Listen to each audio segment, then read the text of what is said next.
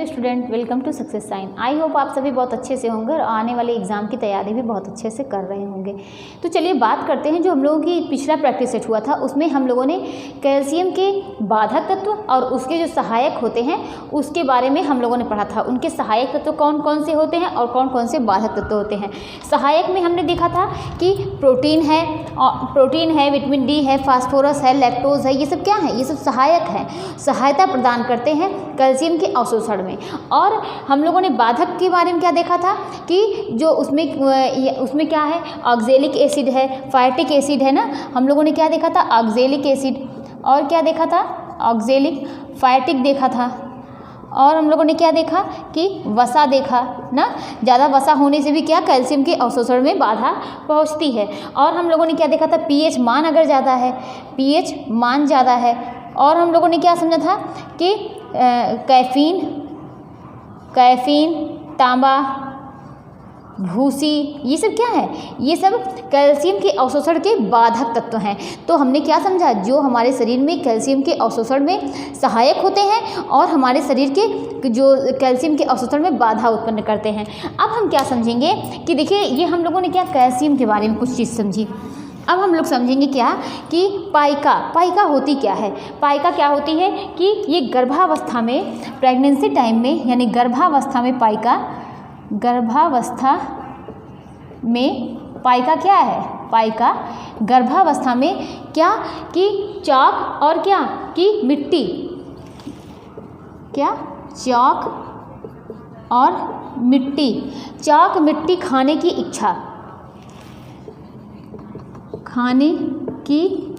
इच्छा होती है।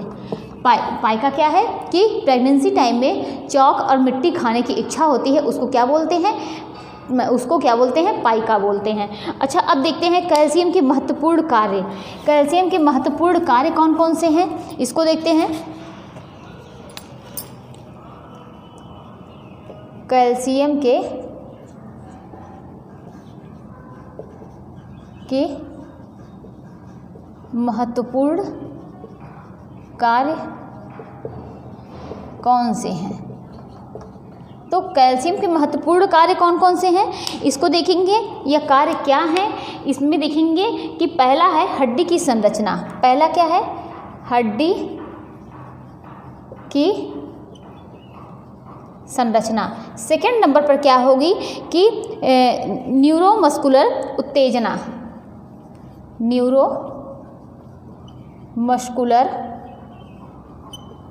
उत्तेजना, और तीसरे नंबर पर क्या होगी कि रक्त जमना। चौथे नंबर पर क्या होगा कि झिल्ली, और पांचवें नंबर पर क्या होगा,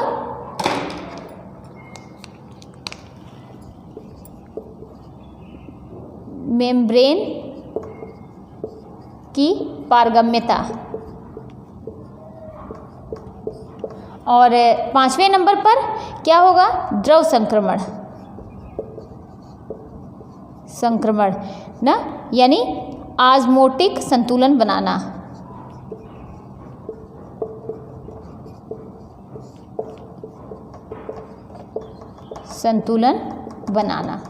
अब एक एक करके इसको समझेंगे। देखिए, पहले हम यही समझ लेते हैं कि जो कैल्शियम होते हैं इनके फ्रेंड कौन कौन से होते हैं। देखिए, विटामिन डी, कैल्शियम और कौन से, फास्फोरस, ये तीनों आपस में, विटामिन डी और क्या, कैल्शियम और क्या, फास्फोरस, ये तीनों आपस में क्या होते हैं, बेस्ट फ्रेंड होते हैं। ये तीनों आपस में बेस्ट फ्रेंड होते हैं।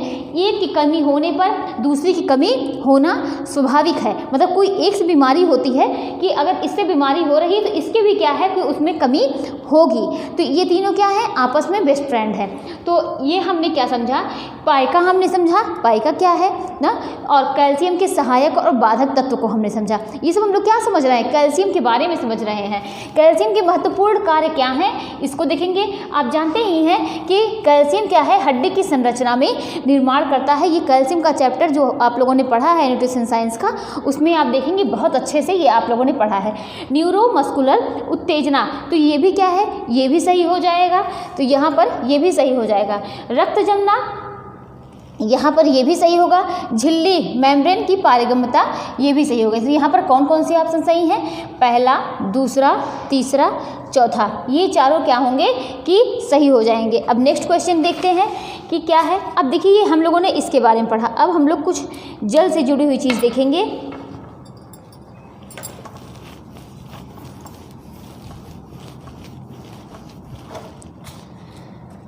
पहले हम लोग जल देखते हैं। जल ये क्या है, H2O। जल क्या है, मतलब इसको क्या कहते हैं, ये कैसा यौगिक है, अकार्बनिक यौगिक है, अकार्बनिक यौगिक है।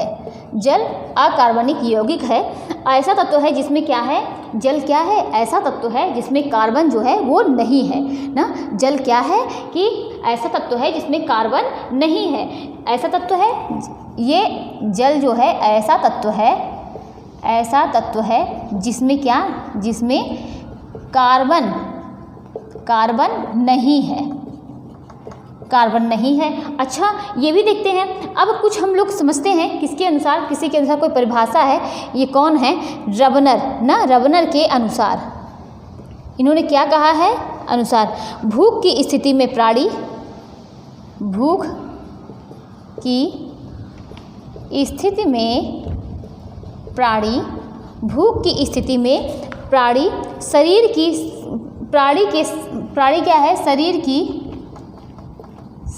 की समस्त वसा एवं ग्लाइकोजन तथा लगभग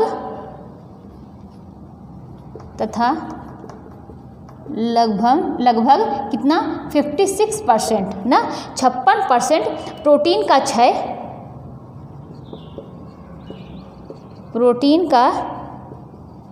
क्षय, और प्रोटीन का क्षय होने के पश्चात भी जीवित रह सकता है,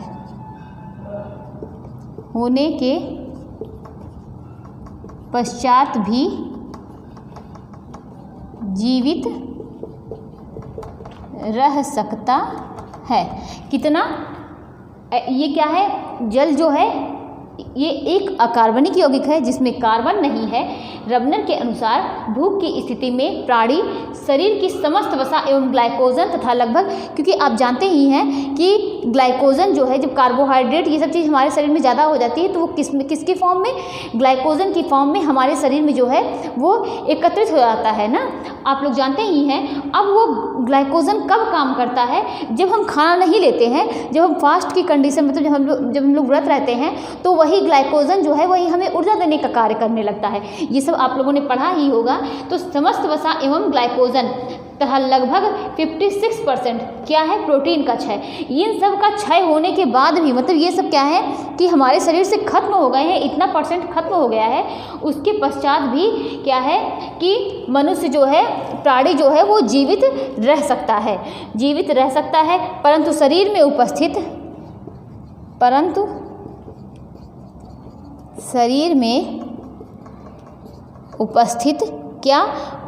जलांश, परंतु शरीर में उपस्थित जलांश का 26% क्षय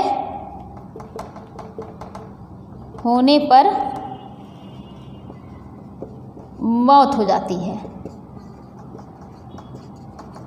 तो आप इसी से समझ लीजिए कि हमारे शरीर में जल का होना कितना ज़रूरी है।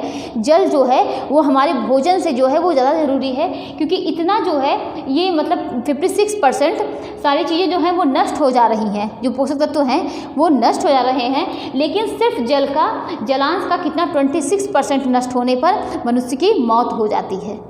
तो क्या है, जल का हमारे जीवन में बहुत महत्व है। जल का अनुपात कितना होता है, जल का अनुपात 2:1। अच्छा अब आगे देखते हैं कि हम लोग कुछ फैक्ट के बारे में जानते हैं क्या होता है।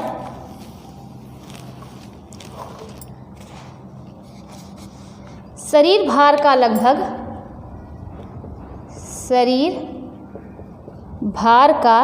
लगभग कितना 70% शरीर भार का लगभग 70% जल होता है। शरीर का जो भार होता है उसका लगभग 70% क्या होता है कि जल होता है। मोटे लोगों में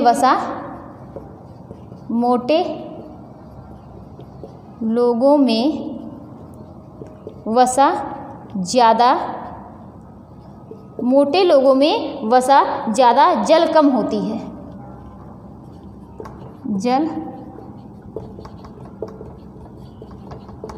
मोटे लोगों में वसा ज़्यादा होती है और क्या जल जो है वो कम होती है। बच्चों में बड़ों की अपेक्षा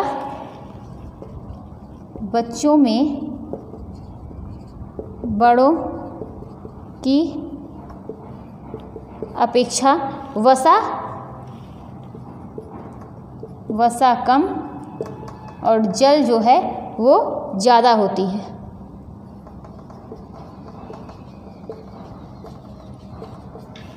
तो आप लोग एक बार इसको समझ लीजिएगा कि ये कुछ मतलब क्या है कि ऐसे ही कुछ पॉइंट हैं। शरीर भार का लगभग 70% क्या होता है, जल होता है। मोटे लोगों में वसा जो होती है वो ज़्यादा होती है, जल जो होता है वो कम होता है। बच्चों में बड़ों की अपेक्षा वसा कम होती है और जल जो होती है वो ज़्यादा होती है। और आयु वृद्धि के साथ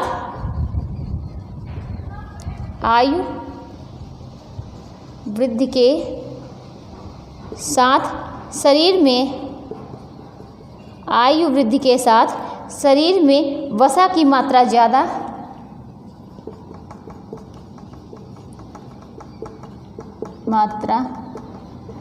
आयु वृद्धि के साथ शरीर में वसा की मात्रा ज़्यादा और जल की मात्रा कम होने लगती है।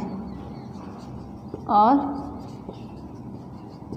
जल की मात्रा कम होने लगती है। आयु वृद्धि के साथ शरीर में वसा की मात्रा ज़्यादा और जल की मात्रा क्या होती है कि कम होने लगती है। तो ये सब क्या है, ये सब जल के कुछ फैक्ट हैं जो कि पॉइंट में आप नोट करना चाहें। जहाँ जल का चैप्टर आप लोगों ने लिखा होगा वहाँ पर आप लिख सकते हैं ना कि शरीर भार का लगभग 70% जल होता है। मोटे लोगों में फैट की मात्रा ज़्यादा होती है और क्या है कि जो बच्चों में होता है वो जल क्या होता है, जल होता है वो ज़्यादा होता है। मोटे लोगों में वसा की मात्रा जो होती है किससे, जल से वसा ज़्यादा होती है, जल कम होती है। और बच्चों में बड़ों की अपेक्षा वसा कम और जल ज़्यादा होती है। आप देखेंगे कि एज जैसे जैसे एज बढ़ती जाती है वैसे व्यक्ति क्या होता है कि मोटा होता जाता है ना। और अगर आप बच्चों को देखिए, बच्चे मतलब फुर्तीले होते हैं, वो दौड़ते रहते हैं, अगर चाहे वो कितना भी खा लें, लेकिन उनका क्या है कि वो डाइजेस्ट हो जाता है और वो क्या होते हैं, जल्दी मोटे भी नहीं होते। लेकिन आप देखिए एज अगर जैसे जैसे एज बढ़ती जाती है वैसे वो क्या है कि अगर देखिए एक अवस्था में, बाल्यावस्था में आप देखेंगे बहुत दुबले पतले रहेंगे। आप 18-20 तक देखेंगे तब भी आपको दुबले पतले दिखेंगे। लेकिन जैसे जैसे ये 30 क्रॉस करेंगे उसके बाद क्या है कि इनका मतलब कि वज़न जो है वो बढ़ने लगता है। तो ये क्या है कि उनमें वसा की मात्रा क्या होगी, ज़्यादा होने लगती है और जल की मात्रा क्या होती है वो कम होने लगती है। अब आगे आप देखते हैं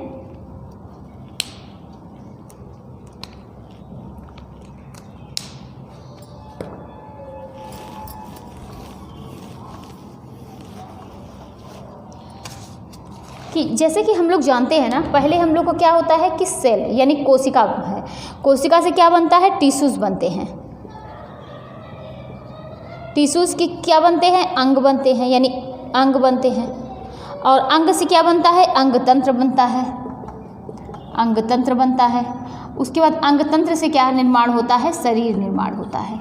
पहले हमारे शरीर की सबसे सूक्ष्म इकाई क्या कौन सी होती है, सेल यानी कोशिका होती है। कोशिका कई कोशिकाएं मिलके ऊतक का निर्माण करती हैं, टिश्यूज़ का निर्माण करती हैं। कई टिश्यूज़ मिलके क्या निर्माण करते हैं, अंग का निर्माण करते हैं। और कई अंग मिलके क्या करते हैं कि अंग तंत्र का निर्माण करते हैं। और अंग तंत्र कई मिलके वो क्या बनाते हैं, वो शरीर बनाते हैं ना। तो ये हम लोगों ने समझा। आगे हम लोग देखते हैं कि तंतुओं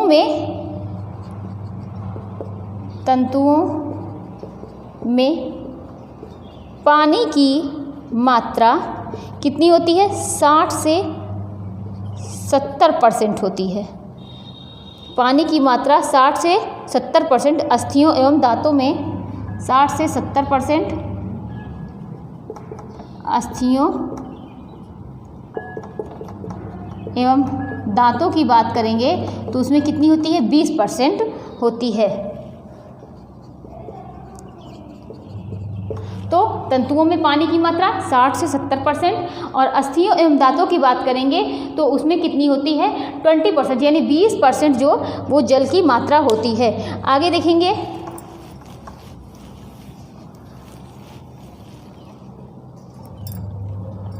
तो अब क्या देखेंगे कि ऑक्सीकरण की क्रिया से, जो ऑक्सीकरण की क्रिया होती है जो कार्बोहाइड्रेट के द्वारा इन सब में, तो कार्बोहाइड्रेट से और फैट में और किस में, प्रोटीन में, तो जो ऑक्सीकरण की क्रिया होती है उसमें कितना हमको जल की प्राप्ति होती है, क्योंकि जानते ही हैं कि हर चीज़ों में क्या है, कुछ जल की मात्रा होती है। तो ऑक्सीकरण की क्रिया में जल की प्राप्ति कितनी होती है, यहाँ पर आप लोग नोट्स कर सकते हैं कि ऑक्सीकरण की क्रिया, ऑक्सीकरण की क्रिया जल की प्राप्ति। पहला क्या है, 1 ग्राम, जानते ही हैं 1 ग्राम कार्बोहाइड्रेट में, 1 ग्राम कार्बोहाइड्रेट में कितना, 0.6 ग्राम वाटर जो है वो प्राप्त होता है। और उसके बाद 1 ग्राम फैट में, 1 ग्राम फैट में 1.07 वाटर जो है वो प्राप्त होता है। और उसके बाद देखेंगे कि 1 ग्राम प्रोटीन में, 1 ग्राम प्रोटीन में 41.1 ग्राम वाटर प्राप्त होता है। तो ऑक्सीकरण की क्रिया में जल की प्राप्ति कितनी होती है, 1 ग्राम कार्बोहाइड्रेट जब हम लेते हैं तो 0.6 ग्राम वाटर हमें प्राप्त होता है। 1 ग्राम फैट लेते हैं तो 1.7 ग्राम वाटर प्राप्त होता है। 1 ग्राम प्रोटीन लेते हैं तो 41.1 ग्राम क्या है, वाटर की प्राप्ति होती है। एक स्वस्थ व्यक्ति के, मतलब व्यक्ति प्रतिदिन चयापचयी क्रियाओं से, एक स्वस्थ व्यक्ति प्रतिदिन चयापचयी क्रियाओं से जल प्राप्त करता है। कितना जल प्राप्त करता है, वो कितना प्राप्त करता है, 300 से 400 ग्राम। और आगे देखते हैं कि इसमें शरीर में जल का निष्कासन, हम शरीर में मतलब क्या है कि मतलब जो पानी पीते हैं या हम लोग कभी पानी पी रहे हैं, कुछ अगर हम लोग इसे कुछ सलाद वगैरह खा रहे हैं ना, तो हर चीज़ों में क्या है, कुछ कुछ पानी की मात्रा होती है। आप लोग जानते ही होंगे, जो हम खा रहे हैं, जो हम ले रहे हैं, कोई आहार ले रहे हैं, जो पानी की मात्रा हमारे शरीर में जा रही है, उसका निष्कासन करने का तरीका क्या होता है। क्या सिर्फ वो मूत्र के द्वारा निष्कासित होता है कि मतलब सिर्फ उसी के द्वारा शरीर से वो निष्कासित होता है? तो सिर्फ उसी के द्वारा तो जल तो निष्कासित होता नहीं है, मूत्र के द्वारा होता है। आँखों से जब आंसू आते हैं उसके द्वारा होता है ना, नाक से पानी गिरता है उसके द्वारा जल निष्कासित होता है। तो क्या है कि शरीर से जो है कि पसीने होते हैं तो उसके द्वारा भी जल निष्कासित होता है, और उसके बाद मल के द्वारा भी जल निष्कासित होता है। तो कितना किसके द्वारा जल निष्कासित होता है उसको हम लोग देखेंगे। तो उसमें क्या है कि शरीर से जल का निष्कासन,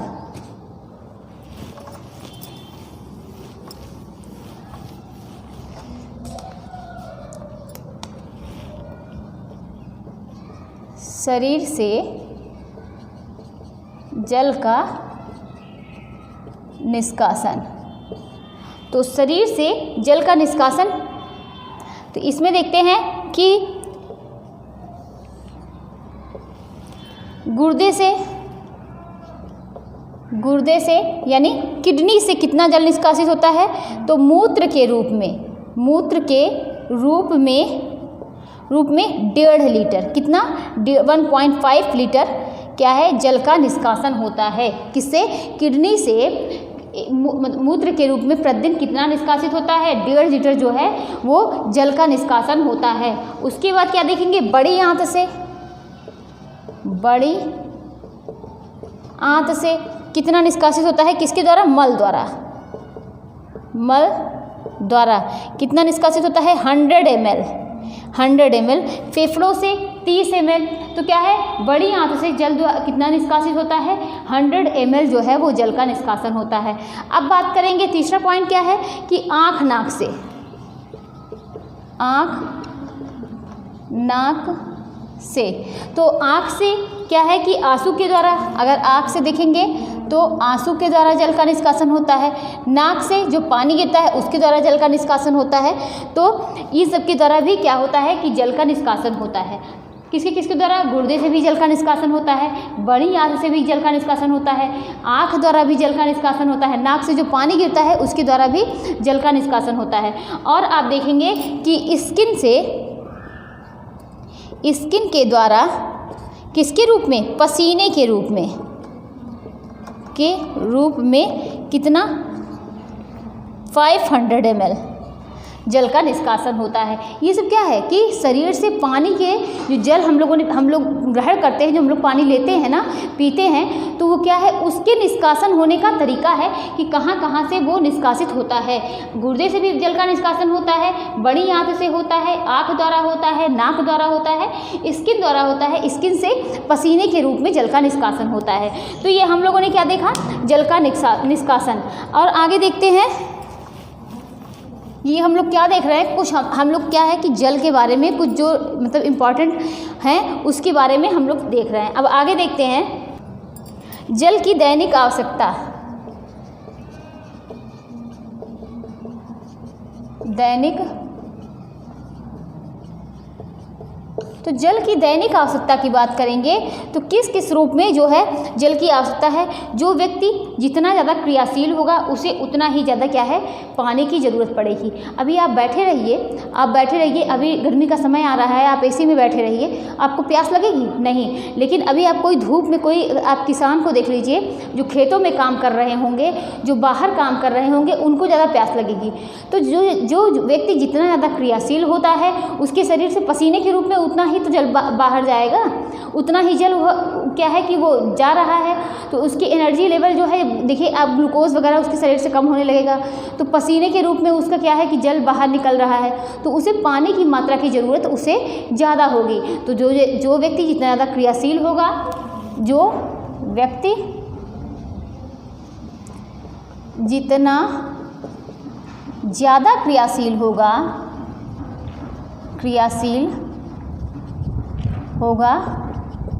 उसे उतनी ही जल की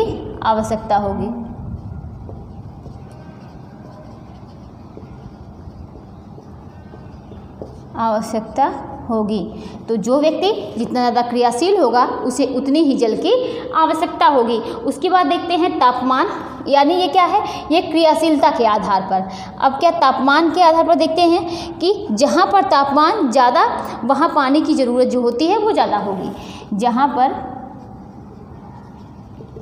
पर तापमान ज़्यादा होगा, आप देखिए गर्मी का समय आ रहा है, इस टाइम जो है क्या है कि तापमान आप देखेंगे कभी 50 है, 60 है, तो इस तरीके से 40 है। इस टाइम जो है आप देख रहे होंगे 40-45 ऐसे न्यूज़ में आते हैं कि इतना ज़्यादा क्या है कि बढ़ रहा है।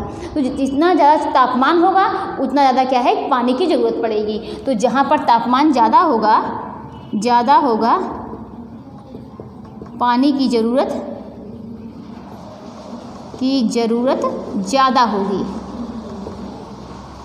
ज़्यादा होगी। उसके बाद क्या है कि नेक्स्ट देखते हैं भोजन की प्रकृति के आधार पर।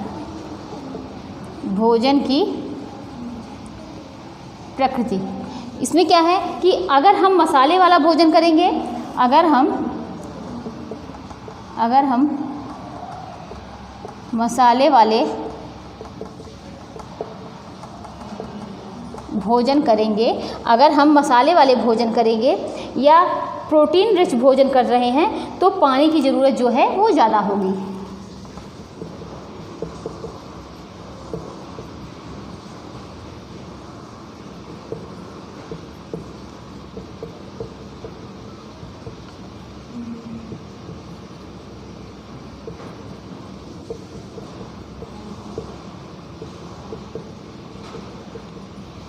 तो ये क्या हो गया, ये जल के बारे में हो गया, जल की दैनिक आवश्यकता।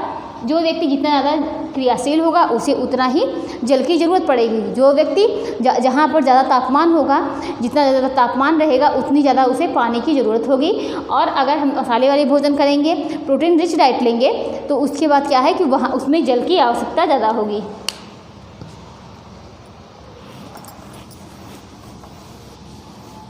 ये था कुछ जल के बारे में। अच्छा, अब देखते हैं क्या कि अति सूक्ष्म जीवों को निष्क्रिय किया जा सकता है। अति सूक्ष्म जीवों को निष्क्रिय किया जा सकता है। अति सूक्ष्म जीवों को निष्क्रिय किया जा सकता है। कैसे? उबाल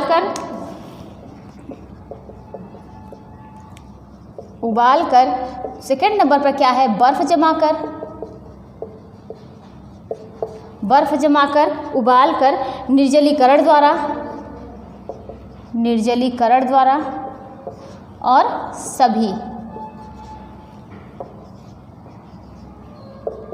तो अति सूक्ष्म जीवों को निष्क्रिय किया जा सकता है। किसके द्वारा? जो सूक्ष्म जीव होते हैं वो निष्क्रिय किए जा सकते हैं। क्या उबाल कर सही होगा, या बर्फ जमाकर सही होगा, या निर्जलीकरण द्वारा सही होगा, या सभी ऑप्शन यहाँ पर सही होंगे। तो आप लोग जानते ही हैं कि अभी उबाल कर कोई चीज़ बॉयल करके अच्छे से उसको बॉयल कर दिया जाए तो उसे क्या है, उबाल कर उसे मतलब क्या है कि निष्क्रिय किया जा सकता है।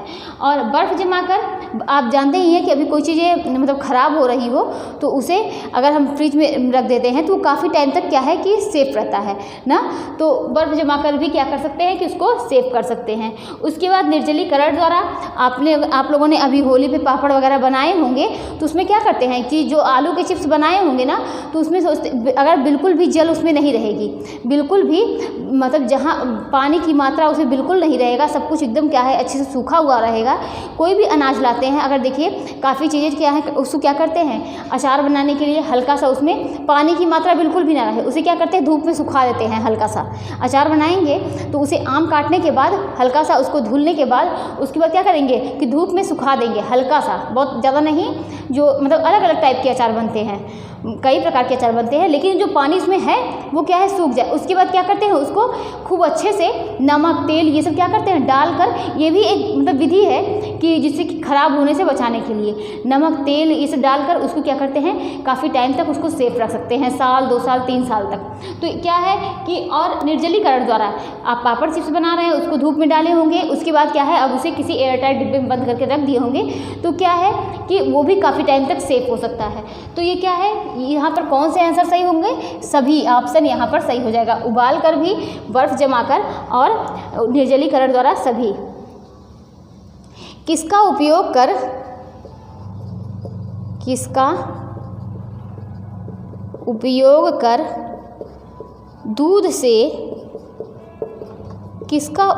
कर दूध से पनीर बनाया जा सकता है,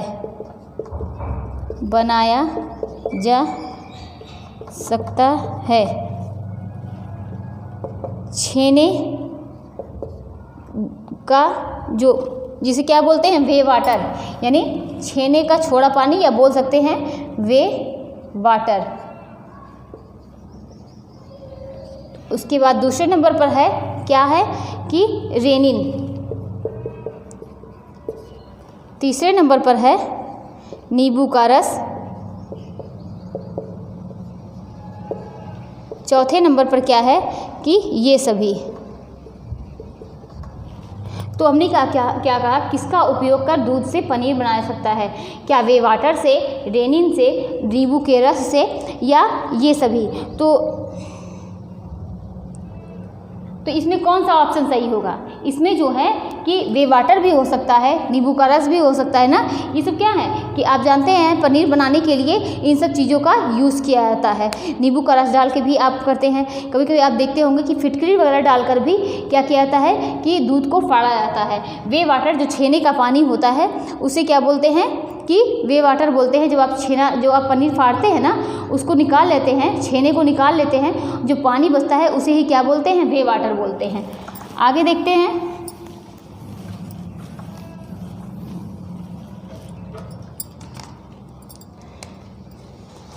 खाद्य संरक्षण में के अनेक तरीके हैं, निम्न में से कौन सा एक खाद्य संरक्षण की विधि नहीं है?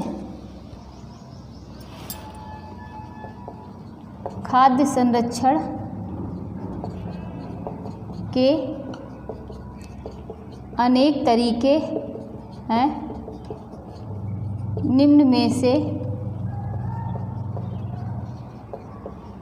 कौन सा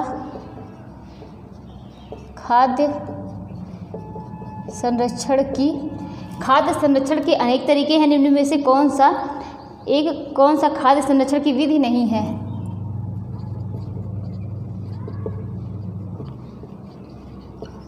पहला ऑप्शन क्या है? निर्जलीकरण।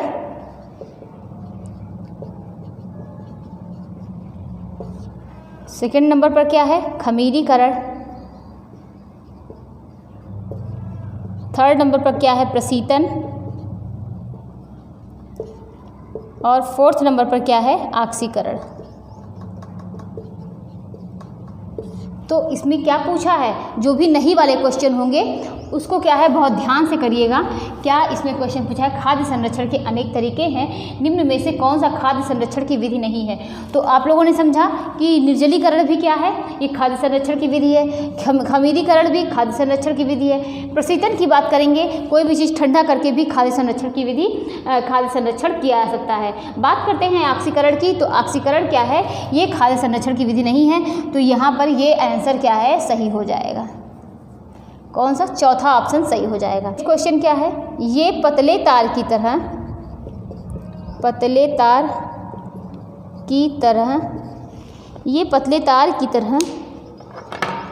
सूक्ष्म जीवाणु होते हैं। ये पतले तार की तरह सूक्ष्म जीवाणु होते हैं तथा सीलन और अंधकार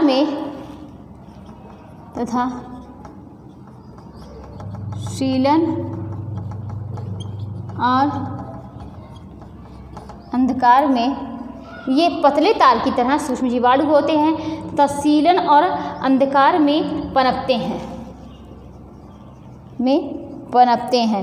अंधकार में पनपते हैं। ये खाद्य पदार्थों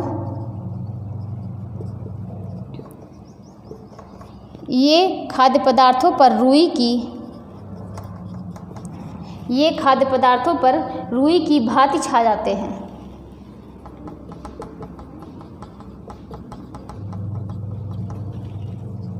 ये खाद्य पदार्थों पर रुई की भांति छा जाते हैं। अधिक बढ़ने पर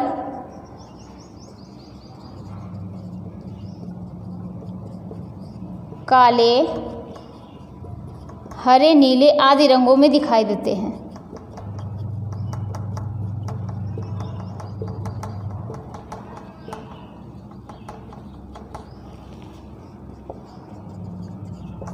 पहला ऑप्शन क्या है?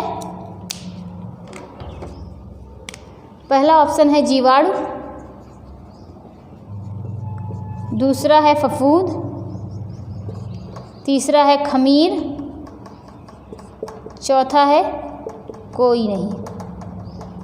आप लोगों ने समझा होगा कि ये इसमें से कौन सा, मतलब किसका लक्षण ये बता रहे हैं, किसके बारे में ये बता रहे हैं। कौन सा? ये पतले तार की तरह होते हैं, सूक्ष्म जीवाणु होते हैं तथा सीलन, और जहाँ पर सीलन होती है और अंधकार में पनपते हैं। ये खाद्य पदार्थों पर रुई की भांति छा जाते हैं। अधिक बढ़ने पर काले, हरे, नीले आदि रंगों में दिखाई देते हैं। क्या ये जीवाणु हो गए, या फफूंद हो गए, या खमीर हो गए, या इनमें से कोई नहीं? तो आप लोगों ने समझा होगा ये किसके बारे में बात हो रही है, किसके बारे में? यहाँ पर ये आंसर हो जाएगा, फफूंद के बारे में कहा जा रहा है। फफूंद जो है लग जाती है तो बिल्कुल रुई की तरह से, ये बिल्कुल रुई की तरह से दिखती है ना, वो काले, हरे, नीले इसी तरीके से वो दिखती है। तो ये फफूंद के बारे में बताया जा रहा है। आगे देखते हैं।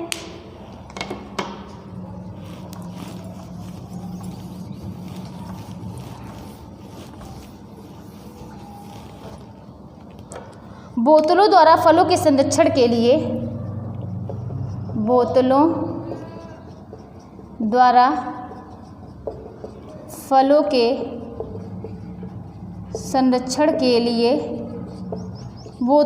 फलों के संरक्षण के लिए कौन आवश्यक नहीं है? कौन आवश्यक नहीं है? बोतलों द्वारा फलों के संरक्षण के लिए कौन सी इसमें आवश्यक नहीं है? ऑप्शन की बात करेंगे तो पहला ऑप्शन क्या है कि फलों को धीरे धीरे पकाना। क्या? फलों को धीरे धीरे पकाना। नेक्स्ट ऑप्शन कौन सा है कि फलों में सांद्र गंधक अम्ल मिलाना। और थर्ड ऑप्शन क्या है, इसको देखेंगे कि बोतलों में निहित वायु को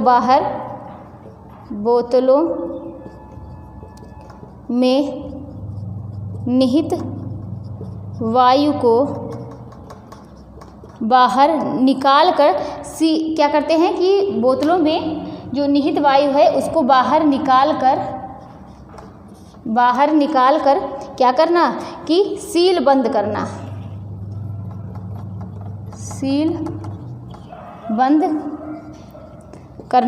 नेक्स्ट क्या है, फलों की बोतलों को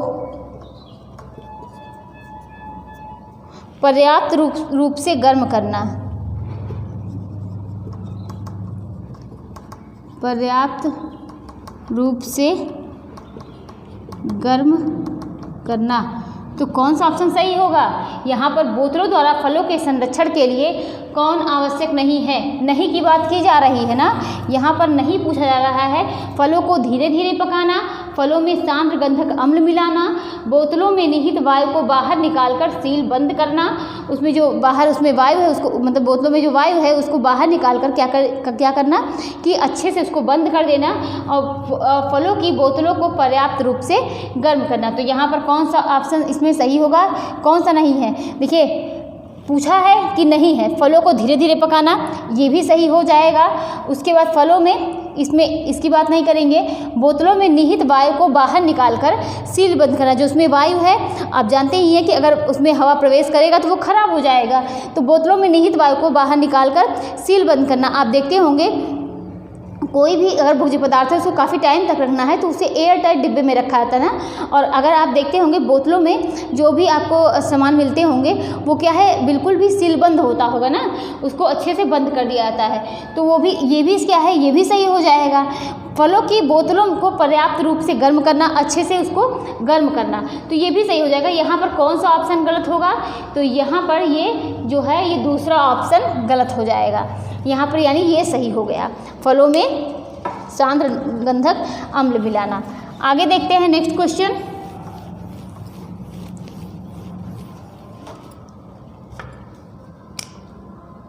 जीवाणुओं को नष्ट करने की क्रिया में जीवाणुओं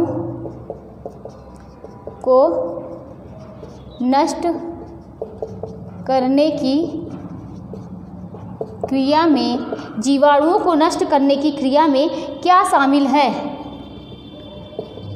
क्या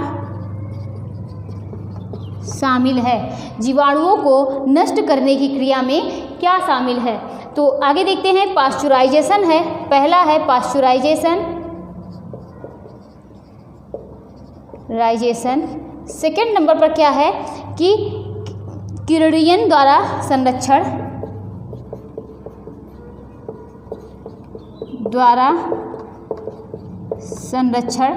तीसरे नंबर पर क्या है कि स्टेरिलाइजेशन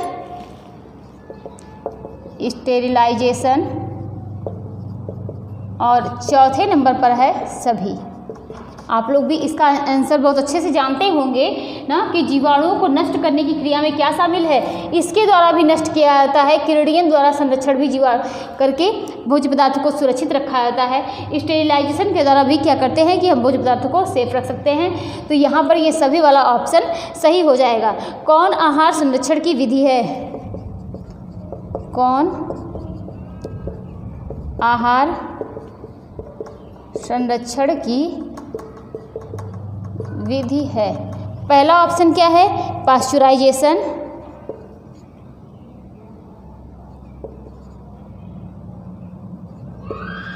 जेसन। और सेकंड नंबर पर क्या है? क्रिडियन। और थर्ड नंबर पर क्या है कि बोतलबंदी। फोर्थ नंबर पर स्टेरिलाइजेशन। और फिफ्थ नंबर पर क्या है? फलों का मुरब्बा, जैम एवं जेली बनाकर संरक्षण। और उसके बाद लास्ट ऑप्शन क्या है? सभी। तो इसमें कौन सा सही होगा? कौन आहार संरक्षण की विधि है? पाश्चुराइजेशन सही है, क्रिडियन सही है, बोतलबंदी, स्टेरिलाइजेशन की बात हो रही है, फलों का मुरब्बा, जैम एवं जेली बनाकर संरक्षण, या सभी ऑप्शन यहाँ पर सही हो जाएंगे। तो यहाँ पर जो है आप जानते ही होंगे, यहाँ पर इसके पहले ही क्वेश्चन दिया गया है, जीवाणुओं को नष्ट करने की क्रिया में शामिल है, यानी उसको नष्ट करके हम काफ़ी समय तक उसको सेफ रख सकते हैं, यानी एक आहार संरक्षण की विधि है। तो ये तीनों तो आपको मिल ही गए, पाश्चुराइजेशन मिल गया, क्रिडियन द्वारा संरक्षण मिल गया, स्टेरिलाइजेशन मिल गया। अब कौन आहार संरक्षण की विधि है? ये भी सही हो गया, और क्या? क्रिडियन भी सही हो गया, और क्या है कि यहाँ पर स्टेरिलाइजेशन, ये भी सही हो गया। तीनों ऑप्शन सही हो गए। तो आप लोग समझ ही सकते हैं कि फलों का मुरब्बा, जैम, जेली, ये सब क्या है, बनाकर भी क्या कर सकते हैं कि हम खाद्य पदार्थ को संरक्षित कर सकते हैं। और इसमें बोतलबंदी भी क्या कर सकते हैं, ये भी आहार संरक्षण की एक विधि है। तो यहाँ पर कौन सा ऑप्शन सही होगा? सही वाला, सभी वाला ऑप्शन सही हो जाएगा। आगे देखते हैं नेक्स्ट क्वेश्चन।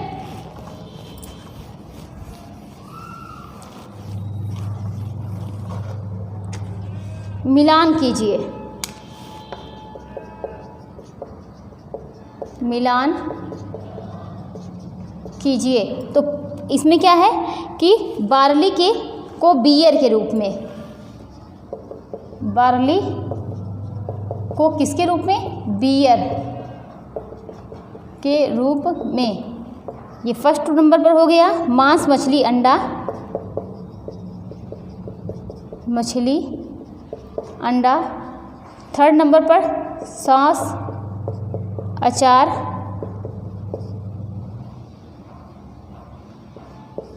और उसके बाद क्या है? शरबत। फिर फोर्थ नंबर पर सरसों का तेल, नमक।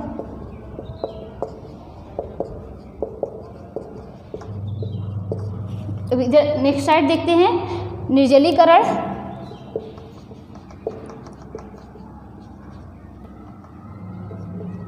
निर्जलीकरण। उसके बाद क्या है? खमीरीकरण, कीटाणुनाशक, कीटाणुनाशक। उसके बाद नेक्स्ट क्या है? कीटाणुनाशक द्रव्यों का प्रयोग करके।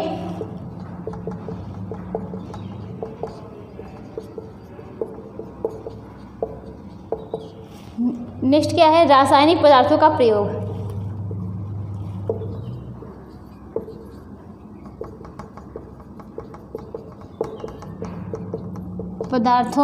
रासायनिक पदार्थों का प्रयोग।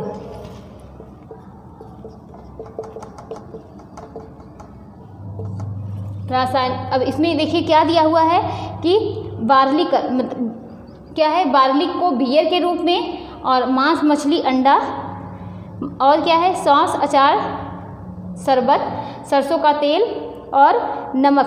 तो सरसों का तेल और नमक ये क्या होते हैं? कीटाणुनाशक द्रव्यों का प्रयोग करके। ये इन सब चीज़ों का प्रयोग करके सरसों का तेल और नमक, यहाँ पर ये ऑप्शन सही हो जाएगा। और उसके बाद सॉस, अचार और शरबत, ये क्या है? रासायनिक पदार्थों का प्रयोग करके। मांस, मछली, अंडा, इसको सेव करने के लिए निर्जलीकरण का यूज़ करते हैं। बार्ली और बियर, आप लोगों ने जितना भी पढ़ा है मादक पदार्थों के बारे में, चाहे वो गांजा पढ़ा, चाहे शराब पढ़ा, चाहे बियर पढ़ा, सब कुछ, तो इसमें काफ़ी चीज़ों के हम लोगों ने इसमें ये भी पढ़ा है कौन सी चीज़ें क्या है खमीरीकृत करके बनाई जाती है। तो यहाँ क्या है, बार्ली को बियर के रूप में कैसे बनाया जाता है, बार्ली को हम कैसे बियर बनाते हैं, तो उसको क्या करते हैं, खमीरीकृत करके बनाते हैं। ये चैप्टर आप लोगों ने बहुत अच्छे से पढ़ा होगा। तो इसके क्या है कि पहले का ऑप्शन क्या हो जाएगा, सही, खमीरीकृत। तो देखिए देखिए कुछ चीज़ें आप लोग इस तरीके से मान लीजिए, ये तो आप लोगों को पता ही होगी कि बियर कैसे बनाते हैं, ये क्या है अच्छे से आप लोगों ने समझा होगा, खमीरीकृत करके। यहाँ पर आप सही कर सकते हैं, मांस, मछली, अंडा, अगर इसको आपको सेफ रखना है तो इन सबको क्या करना पड़ेगा कि आप लोगों को निर्जलीकृत करके आपको इसको सेफ रख सकते हैं। तो ये दोनों ऑप्शन सही हो गए। उसके बाद सरसों का तेल, नमक ना, सरसों का तेल और नमक कीटाणुनाशक द्रव्यों का प्रयोग करके, और सांस, अचार और शरबत रासायनिक पदार्थों का प्रयोग करके, ये यहाँ पर ये सही हो जाएगा। आगे देखते हैं नेक्स्ट क्वेश्चन।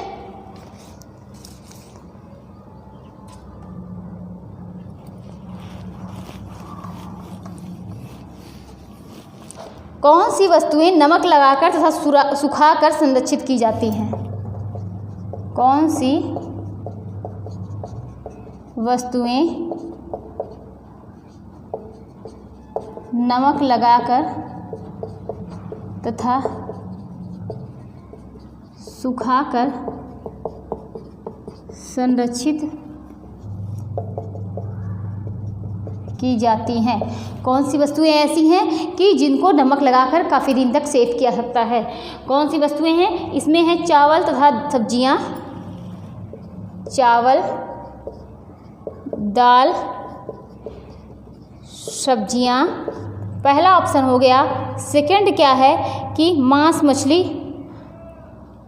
मांस, मछली और आमचूर, और क्या, इमली।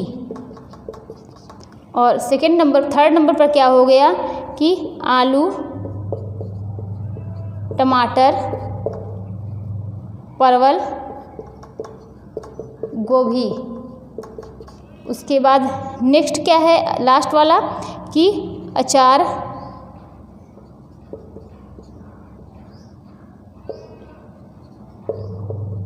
आलू, अंजीर। तो इसमें कौन सा ऑप्शन सही होगा? यहाँ पर ये मांस, मछली, आमचूर।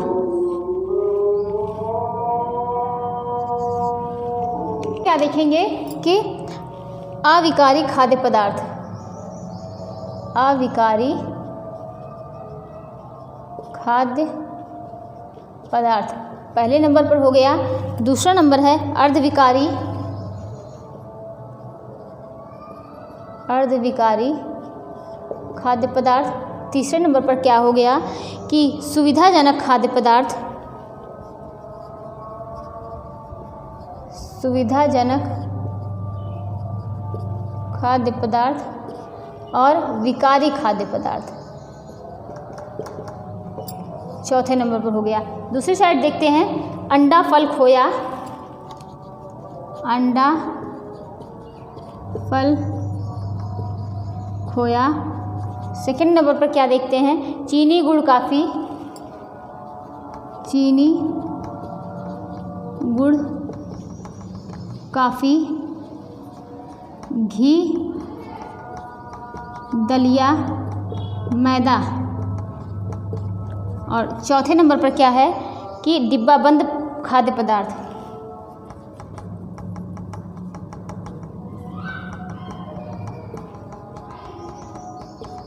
तो यहाँ पर अविकारी खाद्य पदार्थ कौन से होंगे? तो देखिए, अविकारी खाद्य पदार्थ ये क्या हो गए, चीनी, गुड़, कॉफ़ी। अर्धविकारी घी, दलिया, मैदा। सुविधाजनक खाद्य पदार्थ डिब्बाबंद खाद्य पदार्थ जो होते हैं ये सुविधाजनक खाद्य पदार्थ हो गए कि आप जानते ही हैं कि इनमें सुविधा हो जाती है, इनको ले जाने आने में। डिब्बाबंद खाद्य पदार्थ सुविधाजनक खाद्य पदार्थ के अंतर्गत आता है। और विकारी खाद्य पदार्थ ये अंडा, फल, खोया हो गया। नेक्स्ट देखते हैं कि इसमें पहला सूखे एवं हवाबंद बर्तन, सूखे एवं हवाबंद बर्तन। विशिष्ट आयुर्वेदिक गोलियों का प्रयोग, विशिष्ट आयुर्वेदिक गोलियों प्रयोग। तीसरे नंबर पर देखेंगे, संग्रह करने से पूर्व सूखा भून लेना,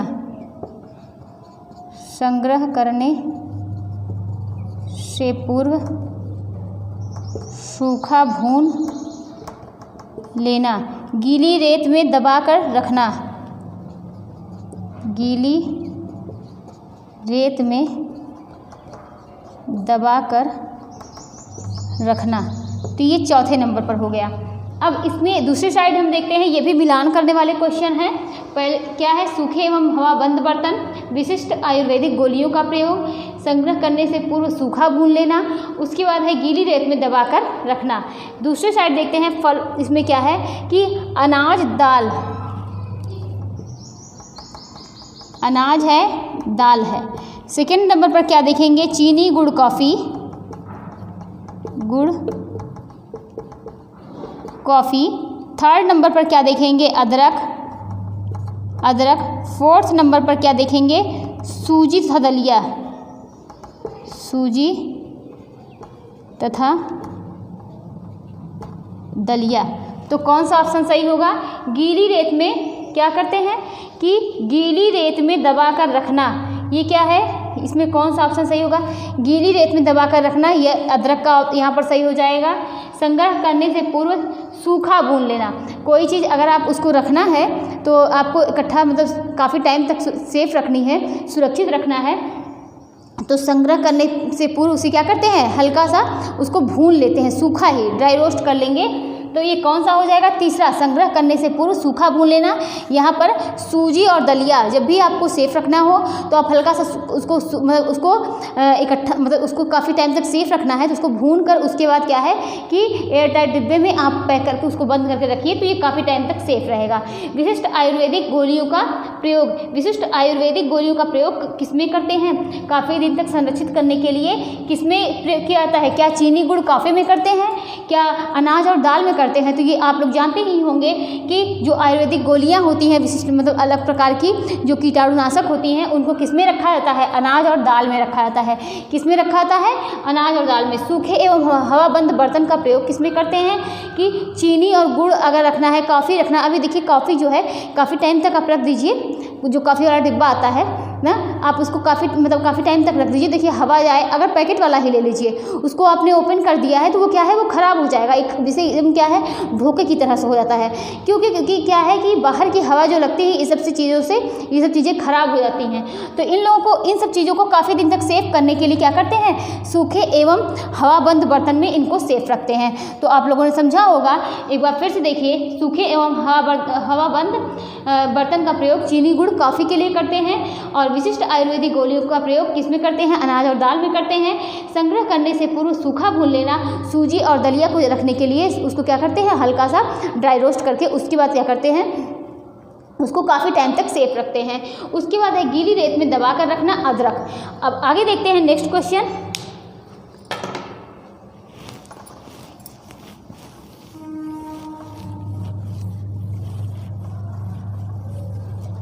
नेक्स्ट क्वेश्चन क्या है, एग मार्क और क्या है,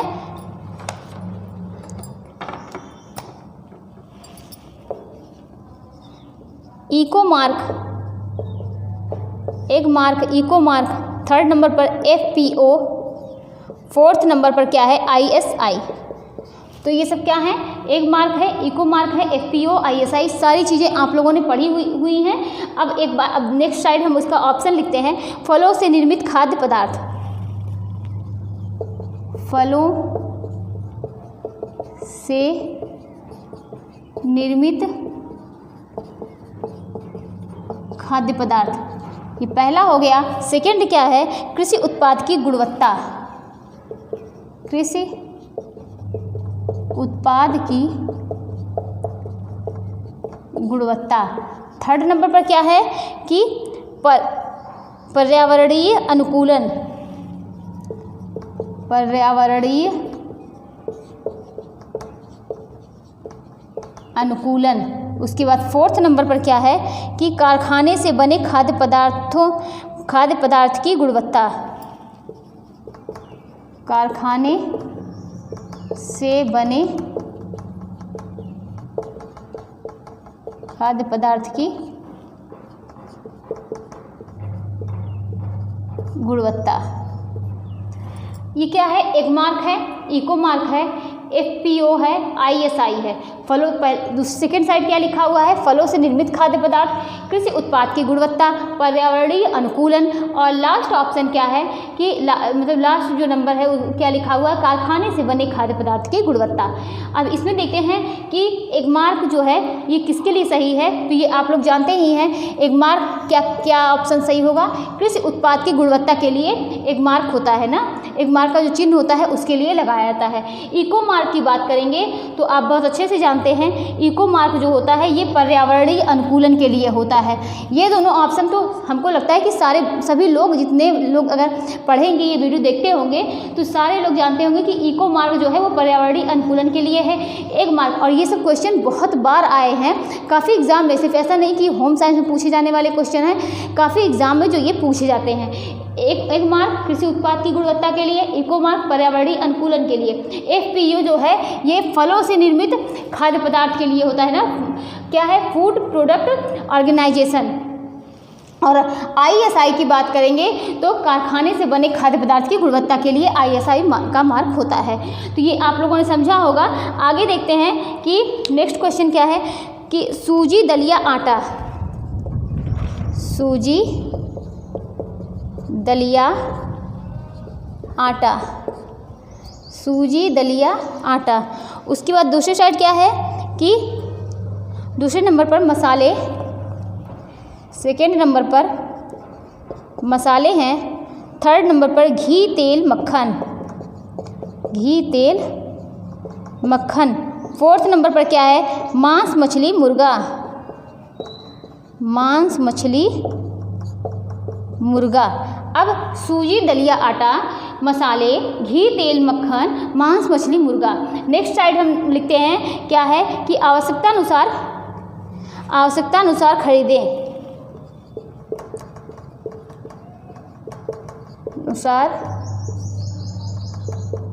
खरीदें। पहला हो गया। सेकेंड नंबर पर तुरंत प्रयोग होने वाली मात्रा, तुरंत प्रयोग होने वाली। थर्ड नंबर पर क्या है, तुरंत प्रयोग होने वाली मात्रा केवल सीमित मात्रा में ही खरीदें, केवल सीमित मात्रा में ही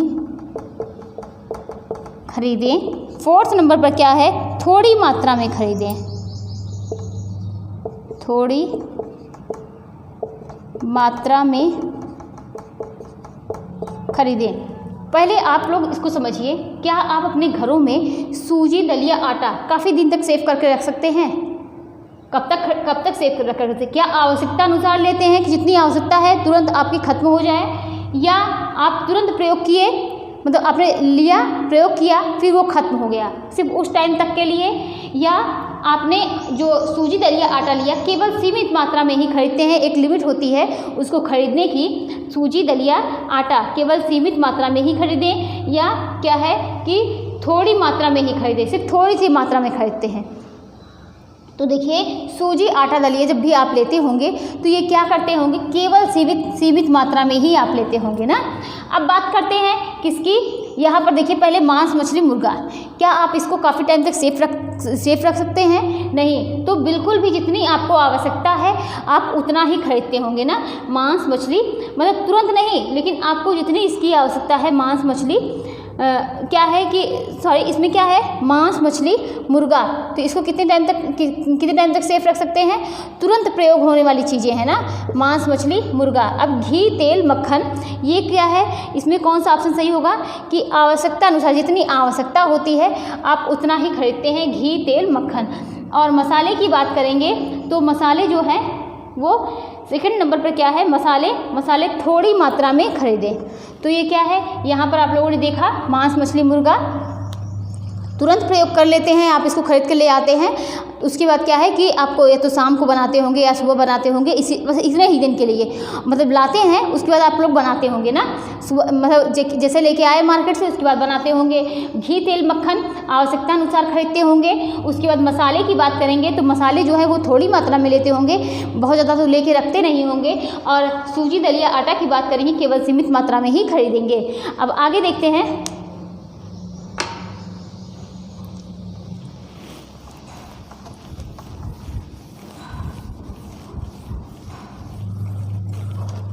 भंडार गृह में नमी होने पर डिब्बों को रखने से पूर्व क्या करना चाहिए? भंडार गृह में नमी होने पर, भंडार गृह में नमी होने पर डिब्बों को रखने से पूर्व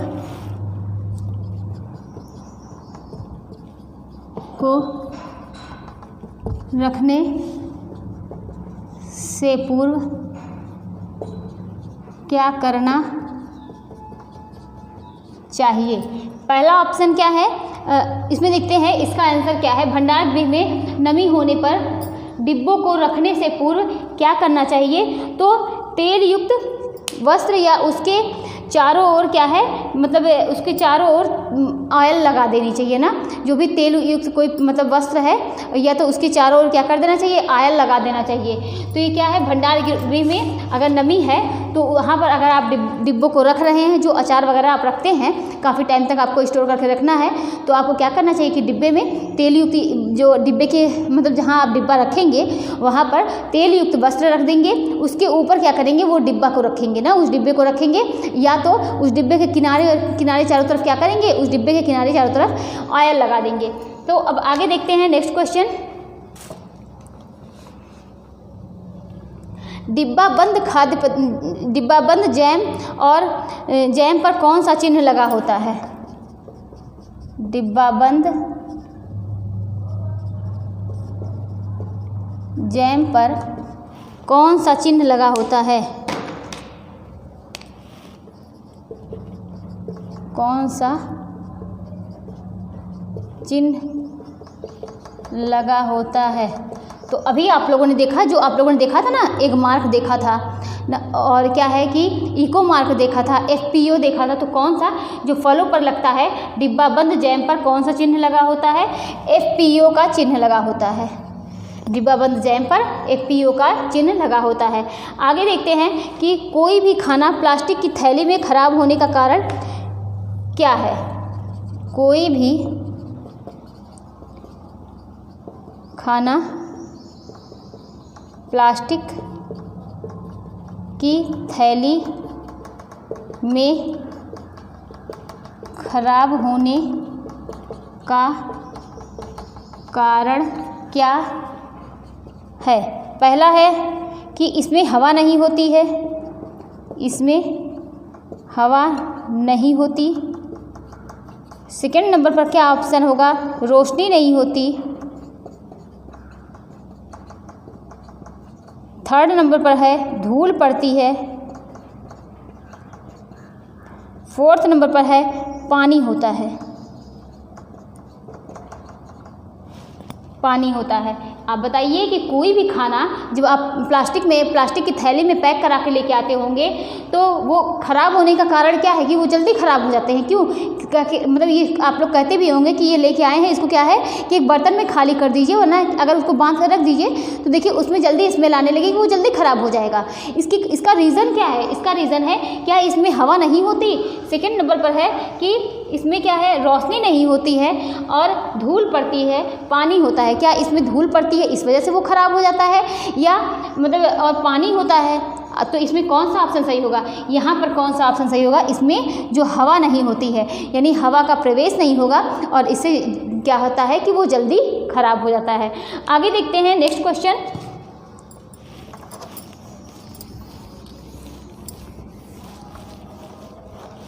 एक तरफ वस्तुएं हैं, दूसरी तरफ क्या है, मिलावट। और इससे क्वेश्चन बहुत बनते हैं मिलावट से ना, कि किसमें कौन सी मिलावट होती है। अभी आप लोगों ने मिलावट में आप एक बार क्वेश्चन अभी टीजीटी में आया हुआ था, तो एक तरफ वस्तुएं दी हुई हैं, दूसरी तरफ क्या है, मिलावट है। कौन सी खाद्य पदार्थ है जिसमें कौन सी चीज़ की मिलावट की जाती है। जैसे कि आप लोग जानते हैं काली मिर्च में किस चीज़ का मिलावट करते हैं, तो पपीते के जो बीज होते हैं उन्हें सुखाकर उसमें क्या करते हैं, काली मिर्च में मिला लेते हैं ना। धनिया का पाउडर क्या है, उसमें क्या मिलावट करते हैं, हल्दी में किस चीज़ का मिलावट करते हैं, लाल मिर्च में किस चीज़ का मिलावट करते हैं। सारा जो मिलावट का है आप लोग ज़रूर से देख लीजिएगा, क्योंकि यहाँ से क्वेश्चन जो है वो आते हैं। तो एक तरफ क्या है, वस्तुएं हैं, दूसरी तरफ मिलावट। तो हल्दी पाउडर है, हल्दी पाउडर पहला। दूसरा क्या है, सरसों के बीज, सरसों के बीज। और तीसरा नंबर पर क्या है, धनिया है, धनिया। चौथे नंबर पर क्या है, काली मिर्च। अभी हमने काली मिर्च के बारे में बात की। अब देखते हैं दूसरी तरफ मिलावट, क्या मिलावट कर सकते हैं। क्या, आर्गीमोन के बीज,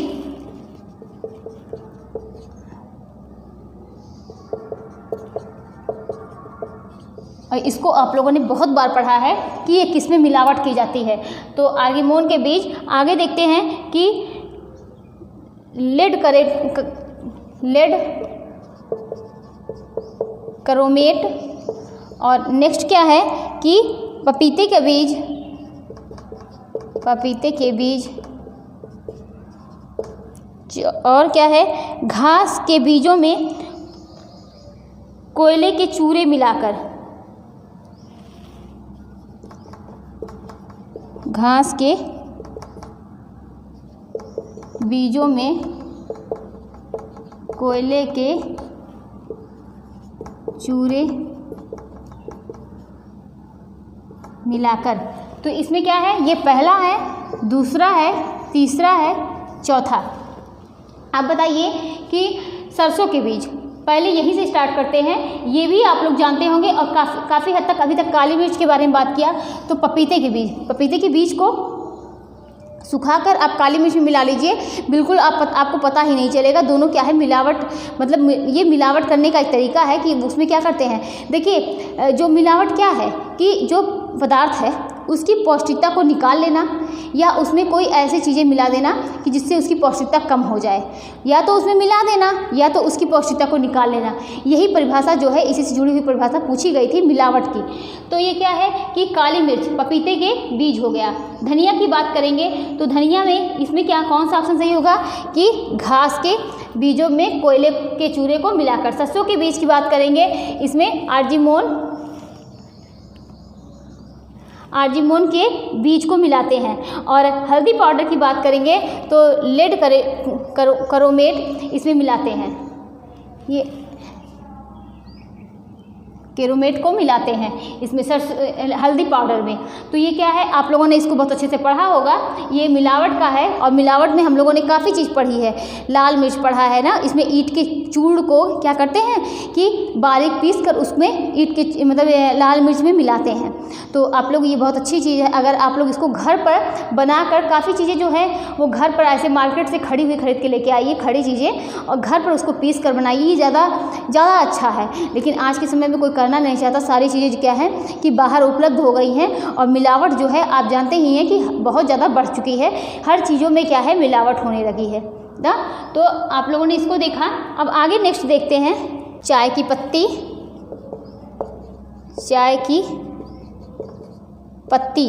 उसके बाद क्या है, कॉफ़ी, केसर, पीसी चीनी। नेक्स्ट साइड देखते हैं, खजूर तथा इमली के गुठलियों का पाउडर, खजूर तथा इमली के गुठलियों का पाउडर। और उसके बाद नेक्स्ट नंबर पर क्या है, लकड़ी के बुरादे, लकड़ी के बुरादे। फिर उसके बाद नेक्स्ट है भुट्टे के बालों को सुखाकर, भुट्टे के बालों को सुखाकर। उसके बाद फोर्थ नंबर पर है टेल्कम पाउडर, टेल्कम पाउडर तथा कपड़े धोने का सोडा।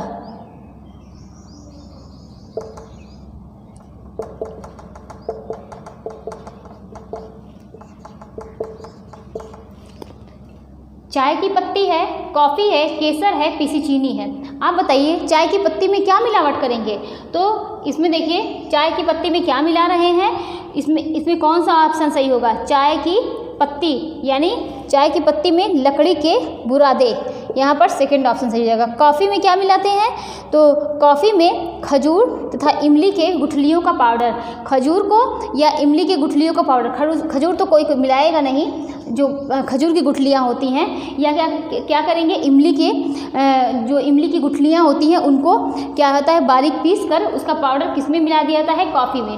अब देखेंगे केसर में क्या मिलाते हैं? तो भुट्टा जो होता है ना, उसी के बालों को मिला दिया जाता है सुखाकर। अब पीसी चीनी की बात करेंगे तो पीसी चीनी में क्या मिलाते हैं? इसमें टेल्कम पाउडर तथा कपड़े धोने का सोडा पीसी चीनी में मिलाया जाता है। तो काफ़ी चीज़ें आप लोग देख रहे होंगे, सारा क्या है? मिलावट का है। हम कोशिश किए हैं कि मतलब एक चैप्टर का काफ़ी क्वेश्चन वहाँ से कलेक्ट करके, जिससे एक ही जगह आप लोगों का अच्छे से रिवाइज हो जाए।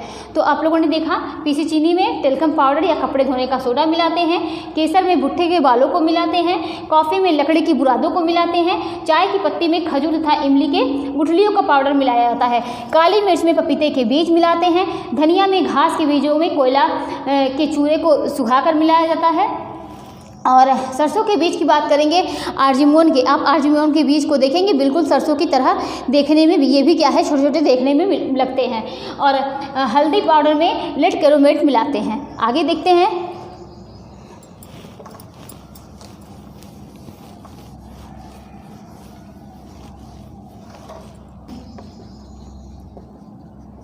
केसरी दाल निम्न वर्ग के लोग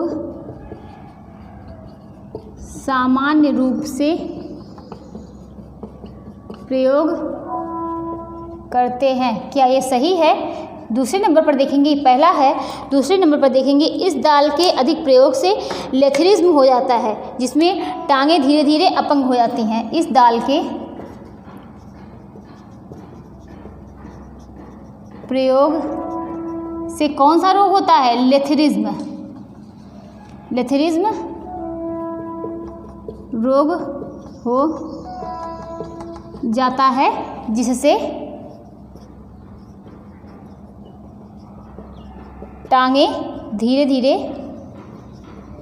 धीरे अपंग हो जाती हैं। आप लोगों ने इसको कई बार आप लोगों ने समझा होगा, और आप लोग जानते ही हैं कि इसके सेवन से केसरी दाल जो होती है, निम्न वर्ग के लोग क्या करते हैं कि सामान्य रूप से इसको प्रयोग में लाते हैं। ये तो सही है, लेकिन ये क्या है? क्या ये सही है? तो इस दाल के प्रयोग से इससे लेथरिज्म रोग हो जाता है। और आप जानते ही हैं, इसको आप लोगों ने समझा है कि उसमें क्या होता है कि लेथरिज्म रोग हो जाता है, जो उसमें पैर में क्या होता है? सूजन हो जाती है, और पैरों में क्या होता है? लकवा मार जाता है। पैरों में जिसमें क्या होती है? टांगें धीरे धीरे अपंग हो जाती है, यानी पैरों में लकवा मार जाता है। ये भी क्या है? इस दाल के प्रयोग से, अधिक सेवन से ये भी दिक्कतें आती हैं। आगे देखते हैं कि अभी और भी हम लोग देखेंगे कि मिलावट का क्वेश्चन है। एक तरफ क्या है? काली मिर्च, इसको हम लोगों ने देखा ही है, और पहला हो गया। सेकेंड नंबर पर क्या है? लाल मिर्च पाउडर। थर्ड नंबर पर क्या है? हल्दी और धनिया पाउडर। अभी हम लोगों ने देखा ऐसा है नहीं कि सिर्फ एक ही चीज़ें उसमें ऐड की जाती हैं, और भी कई चीज़ें हैं। तो मिलावट के लिए ये खाद्य पदार्थ एक साइड दिया हुआ है, दूसरी साइड मिलावट दिया हुआ है। तो इसमें क्या है? पपीते के बीज हो गए, पपीते के बीज पहला, और सेकंड नंबर पर ईंट हो गया, थर्ड नंबर पर गोबर हो गया, और मेटलिन येलो।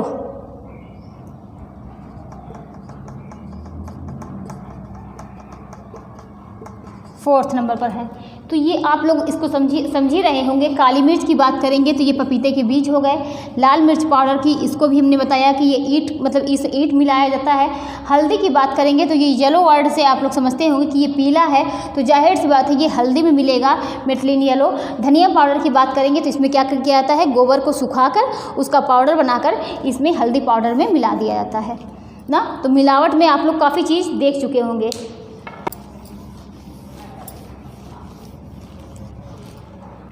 दूध का पाश्चुरीकरण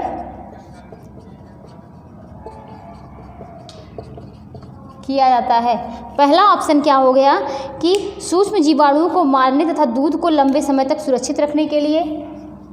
सूक्ष्म जीवाणुओं को मारने तथा दूध को लंबे समय तक सुरक्षित रखने के लिए। सूक्ष्म जीवाणुओं को मारने तथा दूध को लंबे समय तक सुरक्षित रखने के लिए दूध का पाश्चुरीकरण क्यों करते हैं? क्या सूक्ष्म जीवाणुओं को मारने तथा दूध को लंबे समय तक सुरक्षित रखने के लिए करते हैं, या क्रीम निकालने के लिए करते हैं? क्रीम निकालने के लिए करते हैं। थर्ड नंबर पर क्या है कि खमीर खत्म करने के लिए करते हैं।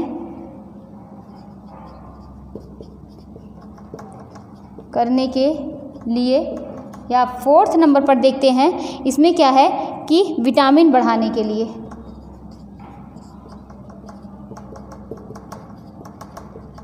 तो आप लोगों ने पाश्चुरीकरण की क्रिया आप लोगों ने पढ़ी है। ये कैसे किया जाता है आप लोग जानते हैं, दूध पर करते हैं। और ये क्यों करते हैं कि सूक्ष्म जीवाणुओं को मारने तथा दूध को लंबे समय तक सुरक्षित करने के लिए क्या करते हैं कि पाश्चुरीकरण की क्रिया करते हैं। सूक्ष्म जीवाणुओं को मारने तथा दूध को लंबे समय तक सुरक्षित रखने के लिए करते हैं। ये तीनों क्रीम निकालने के लिए करते हैं, खमीर खत्म करने के लिए, विटामिन को बढ़ाने के लिए। ये सब चीज़ें क्या है, तीनों ऑप्शन गलत हैं। तो आज की क्लास यहीं तक थी। आप लोगों को प्रैक्टिस सेट कैसा लगा आप लोग ज़रूर बताइएगा। और अगर इसी तरीके से क्वेश्चन मतलब इस तरीके से किया जाए तो हमको लगता है काफ़ी हद तक आप लोगों को समझ में आएंगी। और टेक्सटाइल भी आधा आप लोगों का कंप्लीट हो चुका है। और आप लोग क्या है कि जो आप लोग जानते ही हैं कि एग्ज़ाम जो है वो मई और जून में होने वाला है, तो इसी के साथ आप लोग तैयारी करते रहिए, कुछ प्रैक्टिस सेट करते रहिए। और भी क्या है, आप लोग PYQ ज़रूर करिएगा, क्योंकि इससे जो है इसको करने से, PYQ करने से आप लोगों को बहुत फ़ायदे नज़र आएंगे। तो आज की क्लास यहीं तक थी। मिलते हैं कल, जो टेक्सटाइल में हम लोग पढ़ेंगे। Thank you.